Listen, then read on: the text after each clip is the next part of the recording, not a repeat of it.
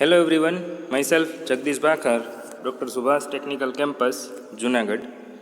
Industrial engineering સબ્જેક્ટની અંદર આપણે ક્વોલિટી એશ્યોરન્સ એ યુનિટ છે એ જોઈ રહ્યા છીએ અને આજે આપણે lecture number 3 advantages of quality assurance એ જોવાના છીએ. તો સૌપ્રથમ આપણે ક્વોલિટી એશ્યોરન્સ એટલે કે જેને ક્વોલિટી બાહેંધરી અથવા તો ગુણવત્તા બાહેંધરી કહી શકાય તેની ડેફિનેશન જોઈએ.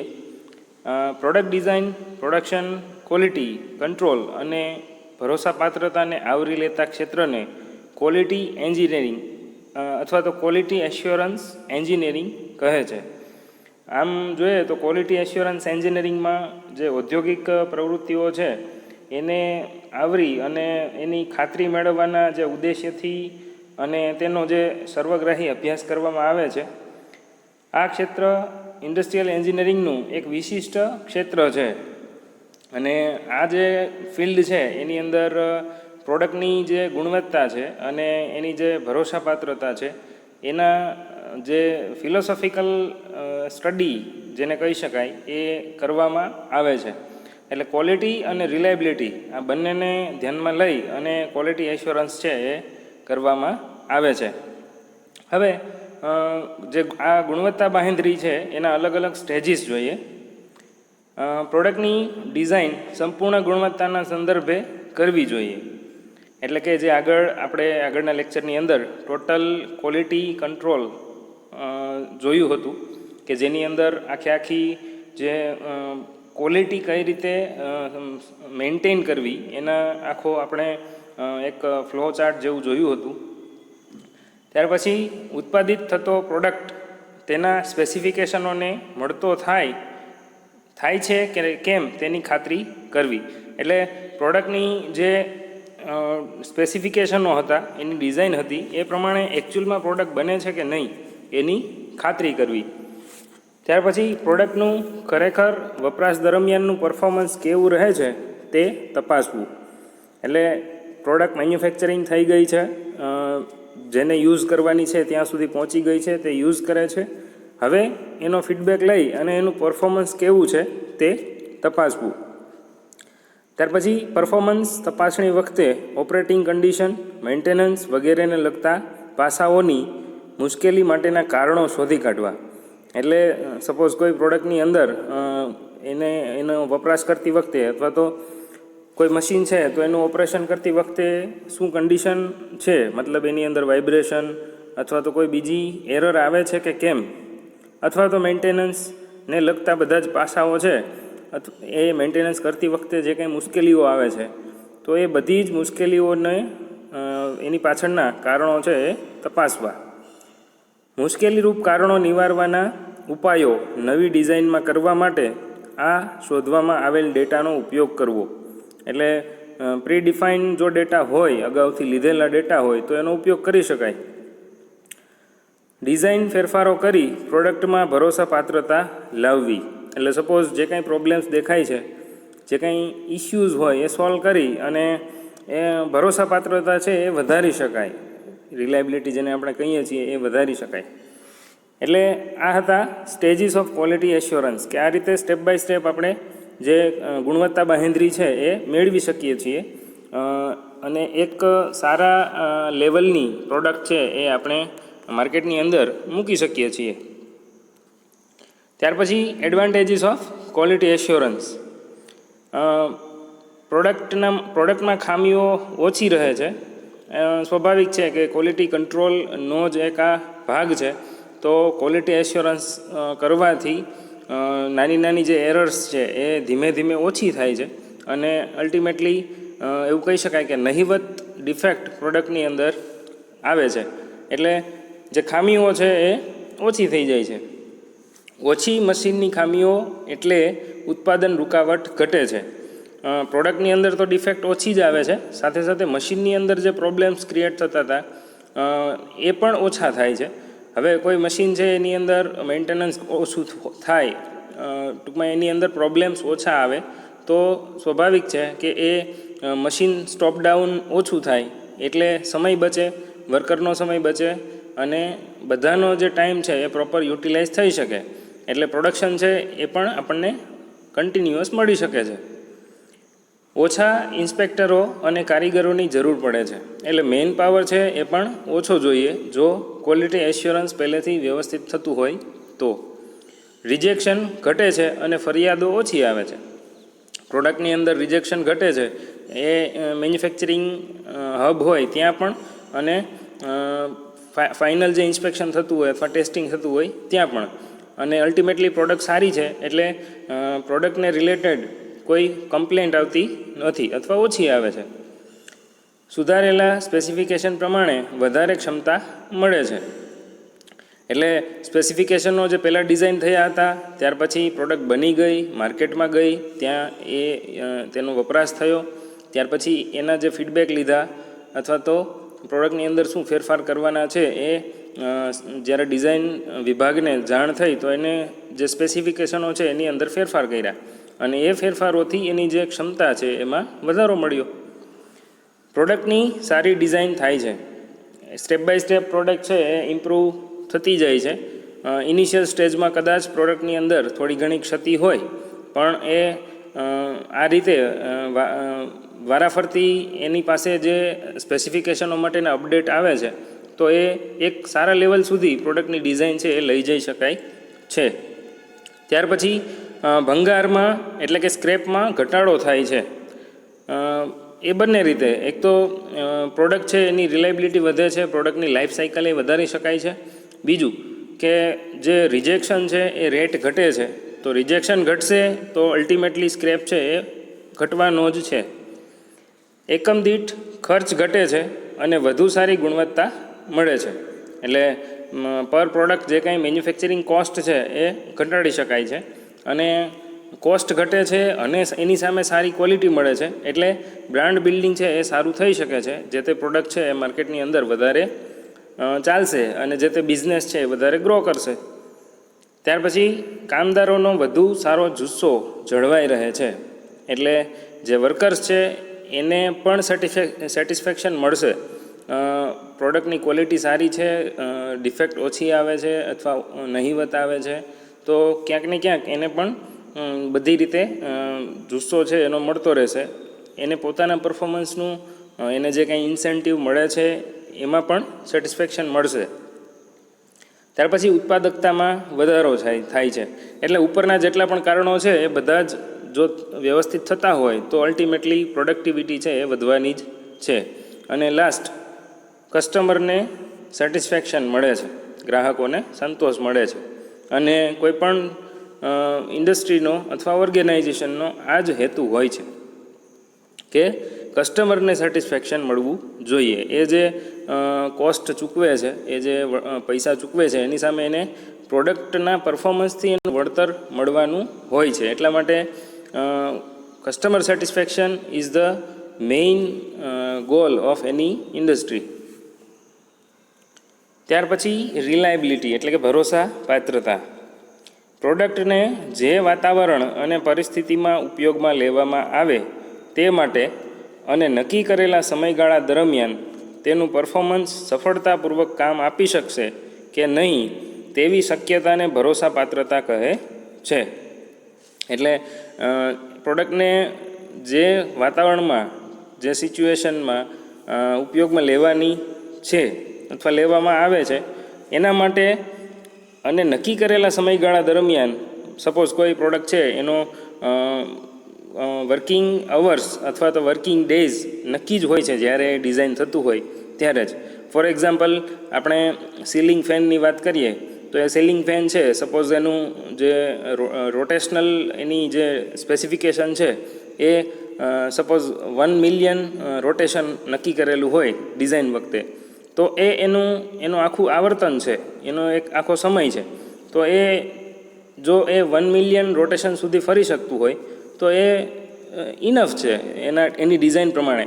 સપોઝ પછી એ 1.2 મિલિયન રોટેશન સુધી ફરે તો એ સારી રિલાયબલ પ્રોડક્ટ છે એવું આપણે કહી શકીએ. એટલે એને જે પરફોર્મન્સ આપવાનું છે એ જો સફળતાપૂર્વક આપી શકે, એનો જે સમય છે સમય અથવા તો બીજું કોઈ પણ પેરામીટર હોઈ શકે, તો આજે સારું પરફોર્મન્સ આપવાની શક્યતા છે એને ભરોસાપાત્રતા કહે છે. એટલે અહીંયા જો એક શબ્દ છે શક્યતા, કેમ કે આપણે ફ્યુચરની વાત કરીએ છીએ. કોઈ પણ પ્રોડક્ટ ડિઝાઇન થાય, એ પ્રોડક્ટનું મેન્યુફેક્ચરિંગ થાય, ત્યાર પછી એનું પ્રોટોટાઇપ બને, એના ઉપર ટેસ્ટિંગ થાય. તો એ ટેસ્ટિંગ થાય છે ત્યારે આમ તો બધા જ એના ઉપરના જે એક્સપેરિમેન્ટ છે એ કરવાના હોય એ થતા હોય છે અલગ અલગ સિચ્યુએશનમાં, અલગ અલગ ટેમ્પરેચર વેરિએશન ઉપર. તો એ છે જ, પણ સાથે સાથે એકચ્યુઅલ પરફોર્મન્સ પણ એનું જોવામાં આવતું હોય છે. અને એકચ્યુઅલ પરફોર્મન્સ છે એની શક્યતા એટલે ભરોસાપાત્રતા. ત્યાર પછી ગુણવત્તાની લાક્ષણિકતાઓ એટલે કે ક્વોલિટી કેરેક્ટરિસ્ટિક્સ. પ્રોડક્ટની લંબાઈ, પહોળાઈ, જાડાઈ, ડાયામીટર, કે જેને આપણે અલગ અલગ ડાયમેન્શન્સ કહીએ છીએ, પ્રોડક્ટના ડાયમેન્શન્સ. એ સિવાય material, chemical composition, mechanical, functioning, finishing અને વર્કમેનશીપ વગેરે પ્રોડક્ટની ગુણવત્તાને અસર કરતા પરિબળો છે. એટલે કેટલા બધા પ્રોડક્ટના અસર કરતા પરિબળો છે એ આપણે અહીંયા જોયું. અને આ સિવાય પણ હજી કેટલા બધા એવા પરિબળો છે કે જે અહીંયા ડિસ્ક્રિપ્શનમાં નથી. એ કસ્ટમર સાઇડથી પણ હોઈ શકે અને મેન્યુફેક્ચરિંગ સાઇડથી પણ હોઈ શકે. એટલે આ પરિબળોની ગુણવત્તા પર થતી અસરને પ્રોડક્ટની ગુણવત્તાની લાક્ષણિકતાઓ કહે છે. એટલે પ્રોડક્ટની જે કંઈ ક્વોલિટી જાળવવા માટે નાનામાં નાની કોઈ પણ બાબત, એ બધી જ ક્વોલિટી કેરેક્ટરિસ્ટિક્સ છે એ કહી શકાય. એની અંદર જોયું આપણે કે મટીરિયલ છે એ રો મટીરિયલ કેવું છે, એની ક્વોલિટી કેવી છે, એની સ્ટ્રેન્થ કેવી છે, એ બધું બધા જ પેરામીટર ધ્યાનમાં લેવાના. ત્યાર પછી કેમિકલ કમ્પોઝિશન, એટલે સપોઝ કોઈ પ્રોડક્ટ છે એ પ્લાસ્ટિકની હોઈ શકે અથવા તો મેટાલિક હોઈ શકે, તો એની અંદર અલગ અલગ જે કમ્પોઝિશન્સ નાખવામાં આવે છે અથવા તો એના ઉપર હીટ ટ્રીટમેન્ટ થઈ અને કોઈ કેમિકલ પ્રોસેસ કરવામાં આવે છે, તો એ બધું જ. ત્યાર પછી મિકેનિકલ ફંક્શનિંગ, એટલે એની અંદર જો કોઈ મિકેનિઝમ યુઝ થયેલું હોય, લિંક અથવા તો ફાસ્ટનર્સ, એ જે કાંઈ એનું ફંક્શનિંગ હોય એ બધા જ પેરામીટર. ત્યાર પછી ફિનિશિંગની અંદર પાર્ટ પ્રોડક્ટનું ફિનિશિંગ એપિરિયન્સ પણ આવી શકે, એનો દેખાવ કેવો છે, બરાબર. એટલે આ બધી જ બાબતો છે એ પ્રોડક્ટની ગુણવત્તાની લાક્ષણિકતાઓ કહેવાય છે. ત્યાર પછી એક ડિફરન્સ આપેલું છે આપણને, difference between inspection and quality control. એટલે કે ગુણવત્તા નિયંત્રણ અને ઇન્સ્પેક્શન, આ બંને વચ્ચે શું તફાવત છે જોઈએ એક પછી એક પોઈન્ટ. ગુણવત્તા નિયંત્રણના વિવિધ તબક્કામાં પ્રોડક્ટનું ઇન્સ્પેક્શન કરવામાં આવે છે. એટલે ઇન્સ્પેક્શન ક્વોલિટી કંટ્રોલનો એક ભાગ છે. ગુણવત્તા નિયંત્રણમાં ઇન્સ્પેક્શન સિવાયની અન્ય કામગીરીઓ પણ થાય છે. એટલે ગુણવત્તા જે નિયંત્રણ છે એક મોટો વિભાગ છે કે જેની અંદર ઇન્સ્પેક્શન એ નાનો વિભાગ છે. એટલે આપણે એવું કહી શકીએ કે ભાઈ એક ક્લાસરૂમ હોય તો એ ક્લાસરૂમની અંદર ઘણી બધી વસ્તુ હોય. ક્લાસરૂમની અંદર બોર્ડ હોય, ટેબલ હોય, સ્ટેજ હોય, અલગ અલગ બેન્ચીસ હોય. તો એ ક્લાસરૂમ છે ને એ ક્વોલિટી કંટ્રોલ છે, અને ક્લાસરૂમની અંદર પડેલી એક બેન્ચ અથવા તો એક ટેબલ, આ ઇન્સ્પેક્શન થયું, એક એનો ભાગ છે. કેમ કે ક્વોલિટી કંટ્રોલની અંદર ઇન્સ્પેક્શન સિવાય પણ ઘણી બધી બીજી કામગીરી પણ થતી હોય છે. ઇન્સ્પેક્શનની અંદર પહેલો જે મુદ્દો છે એ જ છે. આમ તો ઇન્સ્પેક્શન એ ક્વોલિટી કંટ્રોલનો એક ભાગ છે. ત્યાર પછી બીજો મુદ્દો જોઈએ, ખામીવાળા પ્રોડક્ટને બનાવતા અટકાવવાની કામગીરી ગુણવત્તા નિયંત્રણ કહે છે. એટલે જે ડિફેક્ટિવ પ્રોડક્ટ છે એ સપોઝ કોઈ કારણસર કોઈ હ્યુમન એરર અથવા તો મશીન એરરને લીધે જે કંઈ પ્રોડક્ટની અંદર ડિફેક્ટ આવે છે, એરર આવે છે, તો એને કંટ્રોલ કરવી, એને અટકાવવી, આ ગુણવત્તા નિયંત્રણની અંદર આવે છે. ઇન્સ્પેક્શનની અંદર સારા અને ખામીવાળા પ્રોડક્ટને જુદા પાડવા મટીરિયલ, પાર્ટ્સ અને પ્રોડક્ટને ઉત્પાદનના વિવિધ તબક્કે તપાસવાની કામગીરીને ઇન્સ્પેક્શન કહે છે. એટલે પ્રોડક્ટ જ્યારે બનતી હશે તો શરૂઆતમાં આગળ આપણે આમ તો વાત કરી હતી કે ભાઈ કોઈ પણ પ્રોડક્ટ બનવા માટે રો મટીરિયલ જોઈએ. એ રો મટીરિયલ ઉપર ઘણી બધી પ્રોસેસ થાય અને એ પ્રોસેસ થયા પછી એ પ્રોડક્ટ છે એ તૈયાર થાય છે. એટલે 3 ભાગમાં આપણે વહેંચી શકીએ. પહેલું સ્ટેજ છે એ રો મટીરિયલનું ઇન્સ્પેક્શન. પછી જ્યારે પ્રોડક્ટ બનતી હોય એના ઉપર અલગ અલગ ઓપરેશન્સ થતા હોય અથવા તો પ્રોસેસ થતી હોય તો એને ઇન હાઉસ ઇન્સ્પેક્શન કહી શકાય. અને લાસ્ટ જે છે એ પ્રોડક્ટ કમ્પ્લીટ થઈ જાય ત્યાર પછી એનું ફાઇનલ ઇન્સ્પેક્શન અને ટેસ્ટિંગ, આ 3 સ્ટેજ હોય. એટલે જે સારી પ્રોડક્ટ હોય અથવા તો ડિફેક્ટવાળી પ્રોડક્ટ હોય એને અલગ પાડવી અને એના માટે મટીરિયલ, પાર્ટ્સ અને પ્રોડક્ટને ઉત્પાદનના અલગ અલગ તબક્કે, આપણે જે 3 તબક્કાની વાત કરી, તો એ અલગ અલગ તબક્કે તપાસવાની કામગીરીને ઇન્સ્પેક્શન કહેવાય છે. ત્યાર પછી ગુણવત્તા નિયંત્રણ કરવા માટે પ્રોસેસ કેપેસિટી, એક્સેપ્ટન્સ સેમ્પલિંગ અને કંટ્રોલ ચાર્ટ વગેરેનો ઉપયોગ થાય છે. એટલે જેમ ઇન્સ્પેક્શન એક ભાગ છે એવી રીતે પ્રોસેસ કેપેસિટી એક ભાગ છે, એક્સેપ્ટન્સ સેમ્પલિંગ એક ભાગ છે અને ક્વોલિટી ચાર્ટ્સ, ઘણા બધા ક્વોલિટી ચાર્ટ્સ અલગ અલગ પ્રકારના હોય છે, આગળ આપણે ભણવાના છીએ. એટલે આ બધું જ ક્વોલિટી કંટ્રોલની અંદર એનો ઉપયોગ થાય છે. એવી રીતે ઇન્સ્પેક્શન છે એ કરવા માટે વધુ ચોકસાઈવાળા વર્નિયર, માઇક્રોમીટર જેવા ઇન્સ્ટ્રુમેન્ટ્સ છે એ વપરાય છે. એટલે ઇન્સ્પેક્શનની અંદર આ જે વર્નિયર, માઇક્રોમીટર છે એ તો એક ઇન્સ્ટ્રુમેન્ટ્સ છે કે જે ડાયમેન્શન્સ માપવાનું કામ કરે છે. આ સિવાય ઇન્સ્પેક્શન છે એ આપણે આગળ વાત કરી હતી એ પ્રમાણે કે વિઝ્યુઅલી પણ કરી શકાય. સપોઝ નરી આંખે જોઈ અને ઇન્સ્પેક્શન કરી શકાય એવી પણ કેટલીક પ્રક્રિયાઓ હોય છે અથવા તો ઓપરેશન્સ હોય છે કે જેને નરી આંખે જોઈને પણ આપણે નક્કી કરી શકીએ છીએ. એ સિવાય કેટલાક ગેજીસ પણ યુઝ થતા હોય છે, go gauge, no go gauge, slip gauge, ring gauge, બરાબર. આ રીતે અલગ અલગ ગેજીસ છે એ પણ પ્રોડક્ટના ઇન્સ્પેક્શન માટે વપરાતા હોય છે. ત્યાર પછી ગુણવત્તા નિયંત્રણ ભવિષ્યમાં બનાવવાના પ્રોડક્ટ સાથે સંબંધ ધરાવે છે. ઉત્પાદન દરમિયાન પ્રોડક્ટના સેમ્પલ તપાસવામાં આવે છે. ખામીવાળી પ્રોડક્ટ જણાય તેના કારણો શોધી ખામી દૂર કરવામાં આવે છે, જેથી ભવિષ્યમાં ખામી વગરનું પ્રોડક્ટનું ઉત્પાદન થાય છે. એટલે આ જે ક્વોલિટી કંટ્રોલ છે એ એક્ઝિસ્ટિંગ પ્રોડક્ટ માટે તો છે જ, પણ એક્ઝિસ્ટિંગ પ્રોડક્ટની અંદર જે કાંઈ ડિફેક્ટ આવે છે એ ડિફેક્ટને સુધારી અને એવી ડિફેક્ટ ભવિષ્યમાં ના આવે એવા પણ કામ કરવામાં આવે છે અને એ પણ એની કાળજી કરવામાં આવે છે. ઇન્સ્પેક્શન તૈયાર થઈ ગયેલા પ્રોડક્ટને સ્પેસિફિકેશન પ્રમાણે તપાસીને તેમાંથી ખામીવાળા પ્રોડક્ટને જુદા પાડે છે. એટલે એ તો આપણે આગળ વાત થઈ ગઈ કે જે કાંઈ પ્રોડક્ટ તૈયાર થઈ ગઈ હોય એ સ્પેસિફિકેશન પ્રમાણે છે કે નહીં, એની અંદર ડિઝાઇન પ્રમાણે એ પ્રોડક્ટ બનેલી છે કે નહીં એ તપાસી અને સેપરેટ કરવામાં આવે છે. ત્યાર પછી ગુણવત્તા નિયંત્રણ કામગીરી માટે ક્વોલિટી કંટ્રોલ વિભાગ ઉપરાંત ઇન્ડસ્ટ્રીના દરેક વિભાગની પણ જવાબદારી થાય છે. એટલે જે કંઈ ક્વોલિટી કંટ્રોલ ડિપાર્ટમેન્ટ છે એ એકલું જ ક્વોલિટી કંટ્રોલ કરી શકશે નહીં, એના માટે બધાએ સચેત રહેવાની જરૂર પડશે અને બધાએ પોતપોતાની જવાબદારી છે એ ઉપાડવાની રહેશે. ત્યાર પછી ઇન્સ્પેક્શનની જ જવાબદારી આ ઇન્સ્પેક્શન કરવા માટે થાય છે. એટલે જે ઇન્સ્પેક્શન ડિપાર્ટમેન્ટ હોય અથવા તો ઇન્સ્પેક્શન ઓફિસર્સ હોય જે કંઈ, એને જ આ રિસ્પોન્સિબિલિટી ઉપાડવાની હોય છે. ઇન્સ્પેક્શન માટે એને જ ધ્યાન રાખવાનું હોય છે. એ મેન્યુફેક્ચરિંગ સાઇડથી અથવા પ્રોડક્શન સાઇડથી કોઈ વ્યક્તિ છે એને ધ્યાન રાખવાનું હોતું નથી. એટલે એમ જોયા જઈએ તો ઇન્સ્પેક્શન છે એક નાનો ભાગ છે કે જે ક્વોલિટી કંટ્રોલનું કામ કરે છે.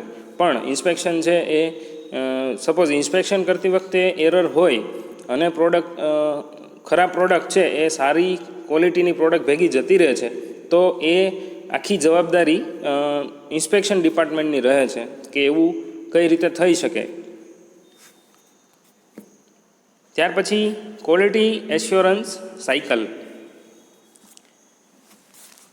ક્વોલિટી કંટ્રોલ, રિલાયબિલિટી અને ક્વોલિટી એશ્યોરન્સ વચ્ચેનો સંબંધ. એટલે આમ આપણે જોયું આગળ ક્વોલિટી કંટ્રોલ કોને કહેવાય, રિલાયબિલિટી કોને કહેવાય અને ક્વોલિટી એશ્યોરન્સ કોને કહેવાય. અને આ બધાને જ્યારે આપણે એક સાથે જોડીએ અને સંબંધ એકબીજા સાથેનો સમજીએ એટલે આપણને ક્વોલિટી એશ્યોરન્સ સાયકલ એ આપણને સમજાય. અને ક્વોલિટી એશ્યોરન્સ સાયકલ છે એ આ ત્રણેયનું એક સાથેનું વર્કિંગ છે એવું કહી શકાય. ક્વોલિટી કંટ્રોલ એટલે કે ગુણવત્તા નિયંત્રણ કરીને બનેલી પ્રોડક્ટને જ્યારે ઉપયોગમાં લેવામાં આવે ત્યારે જ તેની ભરોસાપાત્રતા કેવી છે તે જાણી શકાય છે. ક્વોલિટી કંટ્રોલમાં જ્યારે પૂર્ણ ભરોસાપાત્રતા ઉમેરાય છે ત્યારે પ્રોડક્ટની ક્વોલિટી એશ્યોરન્સ મળે છે. એટલે આપણે આજે નીચે એક ડાયાગ્રામ આપેલો છે, એ ડાયાગ્રામને સમજીએ એટલે આપણને આજે ક્વોલિટી એશ્યોરન્સ સાયકલ છે એ આપણને સમજાશે. હવે કોઈ એક પ્રોડક્ટ છે, એ પ્રોડક્ટ બનાવવા માટે સૌપ્રથમ એની ડિઝાઇન કરવામાં આવે છે. એ ડિઝાઇન જ્યારે કરવામાં આવે છે તો મૂળ એના સ્પેસિફિકેશનો નક્કી થાય છે. એ સ્પેસિફિકેશનો નક્કી થાય ત્યાર પછી એ સ્પેસિફિકેશનો પ્રમાણે એનું પ્રોડક્શન કરવાનું હોય છે. એ પ્રોડક્શન કરતાં પહેલાં એ સ્પેસિફિકેશનોને કંટ્રોલ કયા કયા પેરામીટર ઉપર કરશું એના માટે 4 પરિબળો આપેલા છે. એક તો એ બનાવવા માટે લેબર હશે, એ બનાવવા માટે મટીરિયલની જરૂર પડશે, એ બનાવવા માટે ટૂલ્સની જરૂર પડશે અને એ સિવાય કેટલાક પાર્ટ્સની જરૂર પડશે કે જે આપણે કોઈ બીજી ઇન્ડસ્ટ્રીમાંથી ઇમ્પોર્ટ કરશું અથવા તો તૈયાર કોઈ પાર્ટ્સ છે એ ખરીદવાના થશે. હવે આ બધું જ્યારે કંટ્રોલમાં હશે એટલે કે અવેલેબલ હશે ત્યાર પછી પ્રોડક્શન થશે એટલે કે ઉત્પાદન થશે. હવે જે પ્રોડક્ટનું મેન્યુફેક્ચરિંગ થયું એનું ઇન્સ્પેક્શન કરવામાં આવશે. હવે ઇન્સ્પેક્શન કર્યા પછી 2 સ્ટેજીસ છે. એક સ્પેસિફિકેશન પ્રમાણે ખામી વગરના પ્રોડક્ટ્સ એટલે કે જે નક્કી થયું હતું એ પ્રમાણે સારી પ્રોડક્ટ જે બનતી હોય તો એ પ્રોડક્ટ છે એ સ્વીકાર્ય છે, એટલે કે ત્યાં એનું ઇન્સ્પેક્શન થશે, ટેસ્ટિંગ થશે અને એ સ્વીકારવામાં આવશે કે બરાબર છે. ત્યાર પછી એનું પેકિંગ કરવામાં આવશે અને શિપિંગ એટલે કે મોકલવામાં આવશે જ્યાં એનો ઉપયોગ થવાનો છે ત્યાં. એટલે એક લાઈન એ થઈ. હવે એ જે ઉપયોગ થયો ત્યાં ભરોસાપાત્રતાની તપાસણી એટલે કે ફીડબેક સિસ્ટમ ત્યાં જઈ અથવા તો જે તે વ્યક્તિ સુધી એ પ્રોડક્ટ પહોંચી ગઈ છે, એ વ્યક્તિ આ પ્રોડક્ટનો યુઝ કરે છે તો ત્યાં જઈ અથવા એ વ્યક્તિની સર્વિસ સેન્ટરે બોલાવી શકાય અથવા કોઈ પણ રીતે ટેલિફોનિક, ઓનલાઈન કોઈ પણ રીતે ફીડબેક લેવામાં આવે છે અને એ અલ્ટિમેટલી રિલાયબિલિટી ચેક કરવા માટે હોય છે. હવે સપોઝ ઇન્સ્પેક્શન થયા પછી સ્પેસિફિકેશન પ્રમાણે ખામીવાળા પ્રોડક્ટ છે એ જો અલગ કરવામાં આવે તો એને જો રિપેરેબલ હશે તો ફરીથી પ્રોડક્શન લાઇનમાં જશે અને જો રિપેરેબલ નહીં હોય તો સ્ક્રેપમાં જશે. એટલે ખામીવાળી પ્રોડક્ટ છે એટલે એનો મતલબ ત્યાં વેસ્ટ તો છે જ, બગાડ છે. હવે એ બગાડને ચેક કરવામાં આવે છે કે રિપેરેબલ છે, રિવર્ક થઈ શકે એમ છે તો ફરીથી એ પ્રોડક્શનમાં પાછું જશે, ત્યાંથી ફરી પાછું ઇન્સ્પેક્શનમાં જશે અને જો ઓકે હશે તો ડાબી બાજુની જે કોલમ છે એ પ્રમાણે એ કસ્ટમર સુધી જશે અને જો રિપેરેબલ નહીં હોય તો સ્ક્રેપમાં જશે. એટલે આજે શોર્ટ ડેશ લાઇન કરેલી છે, ડેશવાળી લાઇન, આખું જે બોક્સ છે એ બોક્સ છે ક્વોલિટી કંટ્રોલ સાયકલ, બરાબર, કે જેની અંદર પ્રોડક્ટ બને છે, પ્રોડક્ટનું પેકિંગ થાય છે, રિવર્ક થાય છે, ત્યાં સુધીનો ભાગ છે એ કવર કરવામાં આવે છે.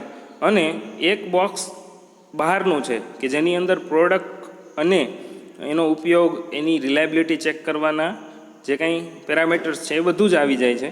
તો આ જે બહારનું બોક્સ છે એ બોક્સને ક્વોલિટી એશ્યોરન્સ સાયકલ કહેવાય છે. એટલે સપોઝ આપણને કોઈ વાયવાની અંદર અથવા તો કોઈ ઇન્ટરવ્યૂની અંદર ક્વેશ્ચન પૂછે કે ક્વોલિટી કંટ્રોલ અને ક્વોલિટી એશ્યોરન્સ સાયકલ, આ બંને સાયકલની અંદર શું ડિફરન્સ છે, તો આપણે આ ચાર્ટ ઉપરથી કહી શકીએ કે પ્રોડક્ટનો કન્સેપ્ટ એટલે કે આઈડિયા અને એ પ્રોડક્ટનો યુઝ, એ પ્રોડક્ટની રિલાયબિલિટી, આજે ચેક કરવાના પરિબળોને જે આવરી લે મેન્યુફેક્ચરિંગની સાથે, manufacturing plus inspection plus testing એ બધું જ, તો એ બધું જ જો આવરી જતું હોય તો એને ક્વોલિટી એશ્યોરન્સ સાયકલ કહેવાય. અને પ્રોડક્ટની ડિઝાઇનથી માંડી અને પ્રોડક્ટનું પેકેજિંગ, શિપિંગ, ઇન્સ્પેક્શન સુધીનું જે કામ છે એ ક્વોલિટી કંટ્રોલ સાયકલની અંદર આવશે. એટલે આ હતું ક્વોલિટી કંટ્રોલ સાયકલ અને quality assurance cycle. Okay friends, thank you.